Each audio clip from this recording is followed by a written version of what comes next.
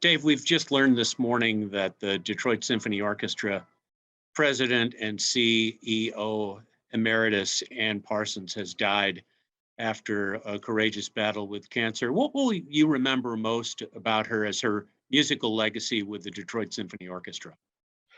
Well, Peter, I think her total commitment to the Detroit Symphony Orchestra, to the arts in Detroit, to the organization that she was so devoted to, and the organization that she worked so diligently to promote and to see be successful as they continued their legacy as a great American symphony orchestra. Difficult times can really highlight strong leadership, and I think we saw that during her tenure.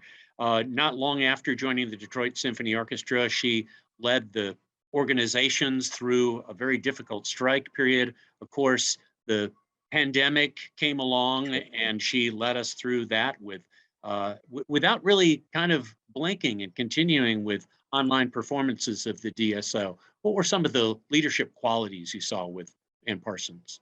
Well, I think you really put your finger on it, and also we went through the time of the economic downturn, which was so difficult for all arts organizations. And yet she kept the focus on making sure that there was a devotion to excellence and always remaining positive and always looking toward the future, even while you're going through difficult times, being optimistic, knowing things were going to get better, and that the orchestra was central in her focus, trying to always move that orchestra forward through any sort of obstacles that can be presented. And also, I have to say that she was a great supporter and really had a great understanding of the importance of the Detroit Symphony Orchestra's role being back on the radio and promoting the orchestra through radio broadcasts, and also promoting the orchestra, through the community concerts that they gave, introducing the orchestra, bringing the orchestra to the community, not just expecting people to always come down to the hall here in Midtown Detroit. So she was a real ambassador on so many different fronts for not only the Detroit Symphony Orchestra, but other arts organizations. Ann Parsons was a leader in music and arts organizations from coast to coast, from Boston and New York City to Los Angeles and elsewhere. And here in Detroit, she was really uncompromising in her view, and that the Detroit Symphony Orchestra should be the best among the orchestras across the country and around the world. How do you think her legacy with the DSO and its rise over the years will be remembered? Well, I think you put your finger on it exactly.